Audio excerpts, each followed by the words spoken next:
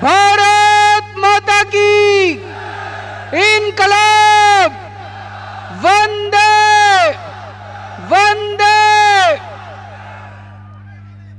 आज यहां पे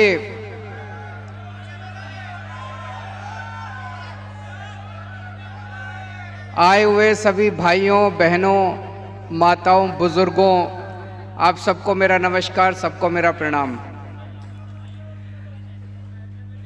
आज यहां पे सरपंच और वीसी दोनों आए हुए हैं और मैं समझता हूं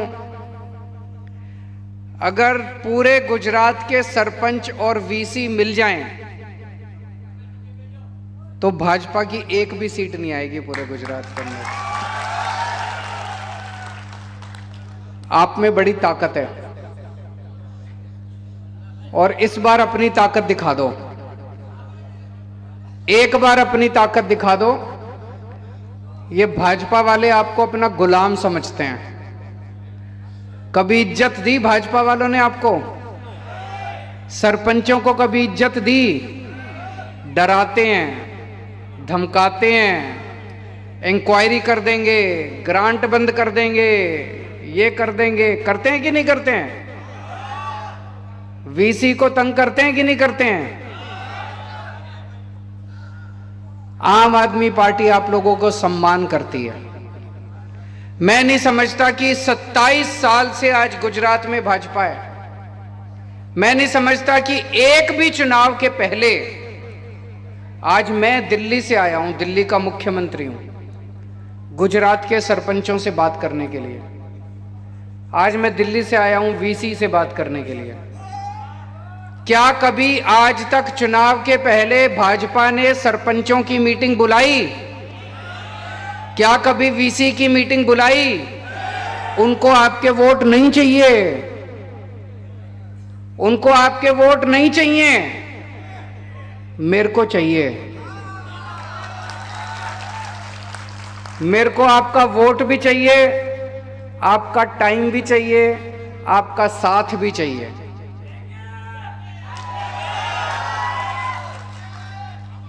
हम आपका सम्मान करते हैं। हम आज आपके साथ बातचीत करने के लिए आए हैं। आपकी जितनी समस्याएं हैं मैं भी बात करूंगा उस पर। वो आपकी समस्याएं मेरी समस्याएं हैं, उनका समाधान करना मेरा काम है। दिसंबर में चुनाव हो जाएंगे, 15 दिसंबर तक सरकार बन जाएगी। 28 फरवरी के पहले पहले आप अपनी समस्याओं का समाधान ले लेना मेरे से।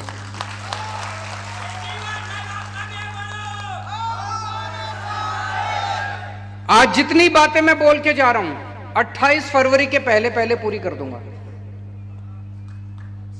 लेकिन सरकार बनाने का काम आपका है। जैसा मैंने कहा, अगर सारे सरपंच इकट्ठे हो जाएं, सारे वीसी इकट्ठे हो जाएं, भाजपा की एक भी सीट नहीं आएगी। दिल्ली में 70 में से 67 सीट आई थी पिछली बार, 67। भाजपा की 3 सीट आई थी।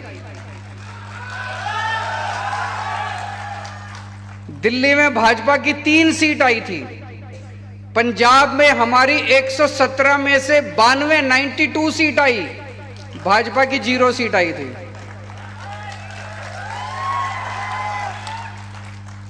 गुजरात की चाबी आप लोगों के हाथ में। अगर आप लोग आज से निकल जाओ, सारे वीसी और सारे सरपंच अपने अपने गांव में, मैं समझता हूं कि आप पूरा चुनाव पलट सकते हो, क्रांति ला सकते हो आप लोग।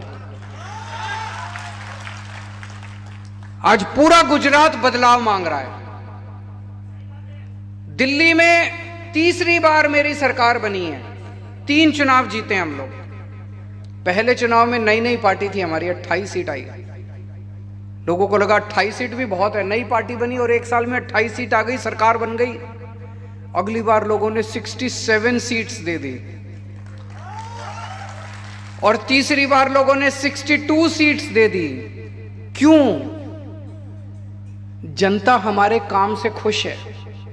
आज भी अगर चुनाव हो जाए तो दिल्ली में हमारी 65 से ज्यादा सीट्स आएंगी। जनता हमारे काम से खुश है। 27 साल गुजरात के अंदर भाजपा का शासन है। जनता भाजपा से नाराज है। जनता भाजपा को गली गली के अंदर गालियां दे रही है।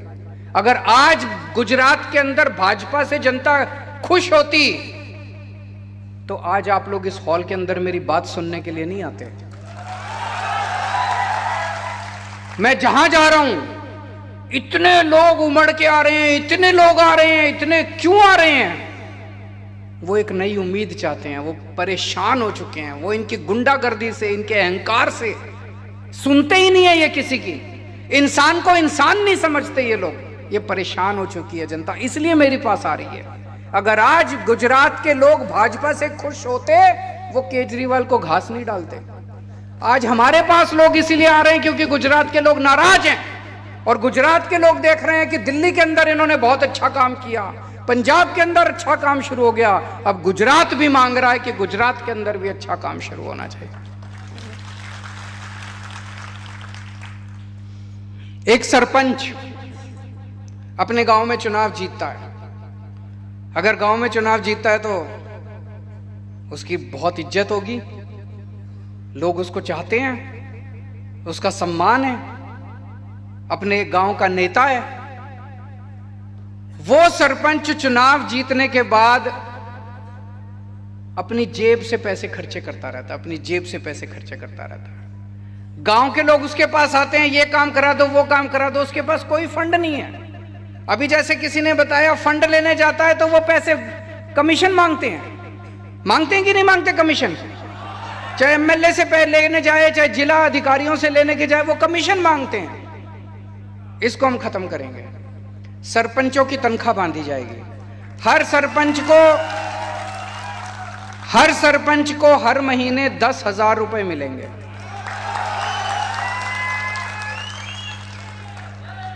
मैं समझता हूं कि यह भी कम है, लेकिन एक शुरुआत करेंगे। 10,000 रुपए महीने से शुरुआत करेंगे, बाद में धीरे धीरे इसको बढ़ाएंगे। 10,000 रुपए हर महीना हर सरपंच को मिलेंगे ताकि वो अपना खर्चा पानी कर सके। एक सरपंच को अपने गांव में किसी ने कहा पानी नहीं है, किसी ने कहा सड़क नहीं है, किसी ने कहा सफाई नहीं है, ये छोटे छोटे काम कराने के लिए तो सरपंच के पास अपना पैसा होना चाहिए, फंड होना चाहिए। कोई भी आए, ये गली बनानी है, सरपंच कहे ठीक है मैं बनवाता हूं। कोई भी आए, ये काम कराना है, ये पाइपलाइन डलवानी है, सरपंच कहे मैं बनवाता हूं। तो हर पंचायत को सीधे जिले के थ्रू नहीं, सीधे राज्य सरकार से सीधे हर पंचायत के पास 10 लाख रुपए का फंड दिया जाएगा। होना चाहिए कि नहीं होना चाहिए? अब आपको किसी एमएलए के पास जो दूसरे फंड मिल रहे हैं वो मिलेंगे, किसी एमएलए के पास हाथ फैला के जाने की जरूरत नहीं है, किसी जिला अधिकारी के पास हाथ फैला के जाने की जरूरत नहीं है। आपको अपना फंड मिलेगा, आप सीधे अपने फंड को इस्तेमाल कीजिए, जनता के साथ बैठ के उसके साथ काम कीजिए। मंजूर है? और ये काम 28 फरवरी के पहले पहले हो जाएगा। हमारे जितने वीसी हैं, विलेज कंप्यूटर एंटरप्रेन्योर्स, अभी मैं आपके सेक्रेटरी से मिला, मैं जहां सर्किट हाउस में रुका हुआ था वो आए हुए थे वो सब लोग। आप लोगों की मोटे मोटे तौर पे एक ही डिमांड है और बिल्कुल जायज डिमांड है कि ये जो कमीशन दी जाती है प्रति काम के हिसाब से, वो पहले ही इतनी कम है और उसमें से भी राज्य सरकार कुछ ले लेती है। ये कमीशनबाजी बंद करके एक पगार होनी चाहिए हर महीने। यही मांगे ना? उन्होंने मुझे बताया कि 20,000 रुपए हर महीने पगार होनी चाहिए। मंजूर है? ये भी 28 फरवरी के पहले पहले कर देंगे।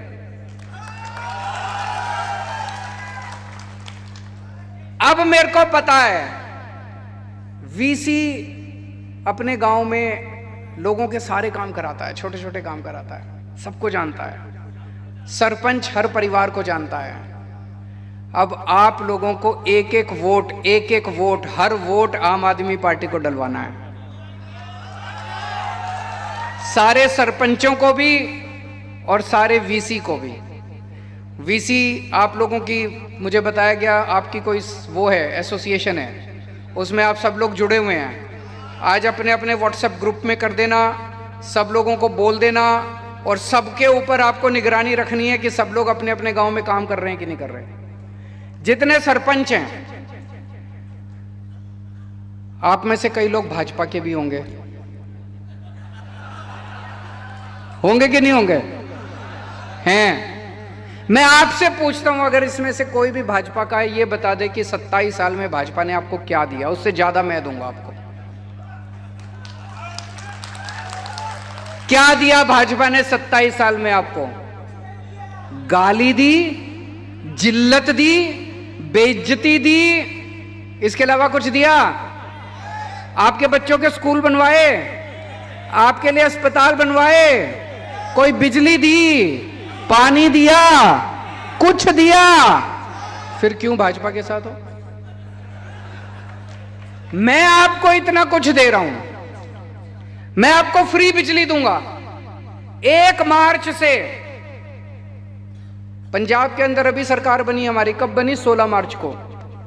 16 मार्च को सरकार बनी, 1 जुलाई से पूरे पंजाब की बिजली फ्री हो गई है। लोगों के जीरो बिजली के बिल आ रहे हैं, जीरो जीरो जीरो। कोई हंसी खेल नहीं है, जीरो बिजली के बिल आ रहे हैं। पुराने सारे बिल माफ कर दिए अभी तक जो बकाया थे, और नए बिल आने बंद हो गए। जीरो बिजली के बिल, 24 घंटे बिजली। यहां पे 15 दिसंबर को सरकार बनेगी, 1 मार्च से आपके सबके बिजली के बिल जीरो आने लग जाएंगे। तो मैं आपके बिजली के बिल जीरो कर दूंगा, 24 घंटे बिजली कर दूंगा। हर गांव में 18,000 पंचायत है, हर पंचायत में स्कूल खोलेंगे। यह मेरा सपना है। मुझे लगता है हमारा भारत आगे तब तक नहीं बढ़ सकता जब तक हर बच्चे को अच्छी शिक्षा नहीं मिलेगी। हर पंचायत में स्कूल खोलेंगे, चाहे कितना भी खर्चा करना पड़े। हर पंचायत में मोहल्ला क्लिनिक खोलेंगे। मोहल्ला क्लिनिक सुना है आप लोगों ने? मैं बताता हूं, हमने दिल्ली में एक नया प्रयोग किया। हर कॉलोनी के अंदर हमने एक क्लिनिक खोल दिया। वो 3 कमरे का क्लिनिक है। एक में डॉक्टर बैठता है, एक में दवाइयां मिलती है, एक में टेस्ट होते हैं। डॉक्टर मुफ्त, टेस्ट मुफ्त, सारी दवाइयां मुफ्त। आपको कोई भी बीमारी हो, छोटी मोटी बीमारी, खांसी जुकाम बुखार, आप मोहल्ला क्लिनिक में जाओ, डॉक्टर को दिखाओ, टेस्ट कराना है, टेस्ट सब कुछ मुफ्त होता है। एयर कंडीशनड क्लिनिक है। ऐसे छोटे छोटे क्लिनिक हर गांव में खुलने चाहिए कि नहीं खुलने चाहिए? हम खोलेंगे, जैसे दिल्ली में खोले।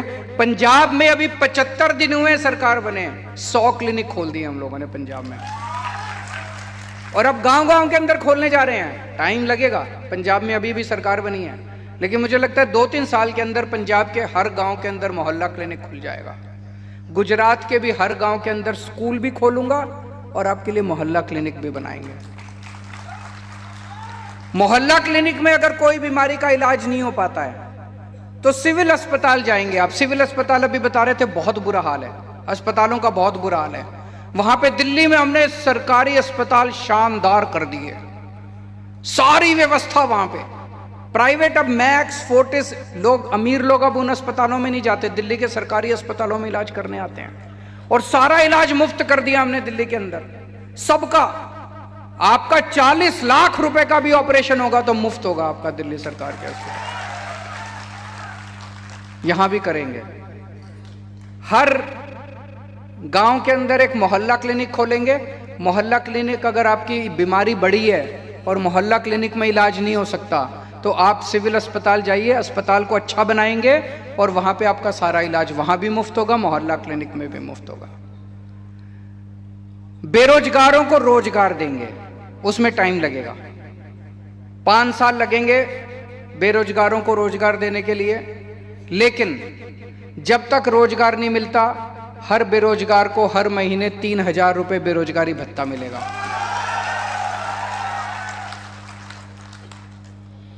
और इन्होंने बैठ के सारा प्लानिंग किया है। 10 लाख सरकारी नौकरियां निकालेंगे, 10 लाख हो सकती है, पूरी प्लानिंग कर रखी है हम लोगों ने। और ये जो पेपर फूटते हैं, तलाटी का पेपर फूट गया, इसका पेपर फूट गया, उसका क्यों फूटते हैं? पैसे खाते हैं ये लोग, पैसे खाते हैं कि नहीं खाते हैं? इतने पेपर फूटे, आज तक कोई जेल नहीं गया। क्यों नहीं गया? इनके लोग हैं, सारे इनके लोग हैं। कानून लेके आएंगे। जिन जिन लोगों ने 2015 के बाद जितने पेपर फूटे हैं, सारे पेपर फोड़ने वालों को जेल भेजेंगे, 10-10 साल की जेल लेके आएंगे। अब कोई पेपर नहीं फूटेगा। जितनी वैकेंसी हैं, 1 साल के अंदर सारी वैकेंसी भर देंगे। सरकार के अंदर जितनी वैकेंसी हैं, इतनी सारी बहनें आई हुई हैं। हर 18 साल से ऊपर की हर महिला को हर महीने 1000-1000 रुपए उनके अकाउंट में डालेंगे। मैं बहुत सारी ऐसी बेटियों को जानता हूं जो पैसे की कमी के कारण आगे पढ़ाई नहीं कर पाती।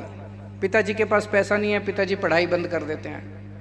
ऐसी बहुत सारी गृहिणी हैं जो महंगाई के कारण अपने बच्चों को ठीक से खाना नहीं दे पाती। उन सबको इससे बहुत फायदा होगा। 1000-1000 रुपए आपके घर में अगर 3 महिलाएं हैं तो तीनों को 1000-1000 अलग अलग मिलेगा। 3000 रुपए महीना मिलेगा। अब मैं पूछना चाहता हूं, मैं तो आपको इतनी सारी चीजें दूंगा, बीजेपी ने आपको आज तक क्या दिया? तो फिर छोड़ दो बीजेपी, टाटा बाय बाय बोल दो उनको। वो आपको डराएंगे, धमकाएंगे, लेकिन अब इस बार हिम्मत करना। इस बार सारे जने लग जाओ और हिम्मत करके सारे सरपंच और सारे वीसी मिलके अपने अपने गांव की जिम्मेदारी ले लो कि उस गांव से आप आम आदमी पार्टी को जिताओगे। मंजूर है? दूसरी बात, उस गांव में जितने बीजेपी के कार्यकर्ता हैं उनको भी समझाना पड़ेगा कि यार तेरे को क्या मिला, बीजेपी ने 27 साल में क्या दिया। उनका बस्ता लेके घूम रहा है तुम, बूथ वर्कर उनका बस्ता लेके घूमता रहता। क्या मिला उनको? बीजेपी के कार्यकर्ताओं को कुछ नहीं मिला। इनके कहते हैं हमारे पन्ना प्रभारी हैं, सारे पन्ना प्रभारी तोड़ लो इस बार उनके। उनको बोलो पैसे उनसे ले लेना, काम आम आदमी पार्टी का करना। कुछ लोगों को मैंने सुना पेमेंट देते हैं, हर महीने उनको तनख्वाह देते हैं पन्ना प्रभारी को। पैसे बोलो पैसे। मेरे पास पैसे नहीं है, मैं ईमानदार आदमी हूं, मैं फक्कड़ आदमी हूं। मेरे पास पैसे नहीं है, मेरी पार्टी के पास भी पैसे नहीं है। पैसे उनसे ले लेना, काम इस बार हमारे लिए करना। तो सारे बीजेपी के कार्यकर्ताओं को भी तोड़ना है, सारे बीजेपी के पन्ना प्रभारियों को भी तोड़ना है। हमें बीजेपी के नेता नहीं चाहिए, नेता अपनी पार्टी में रहें। उनके सारे कार्यकर्ता हमारे पास आ जाओ। सारे बीजेपी के, सारे कांग्रेस के सभी कार्यकर्ता हमारे पास आ जाओ। मैं देख रहा हूं कि कुछ चमत्कार हो रहा है इस टाइम गुजरात के अंदर।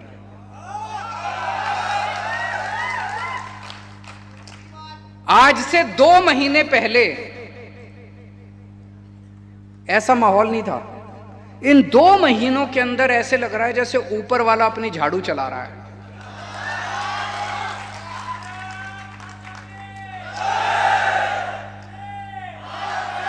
गीता में भी लिखा है ना कि जब जब अन्याय बढ़ जाता है पृथ्वी के ऊपर तो फिर ऊपर वाला अपनी झाड़ू चलाता है।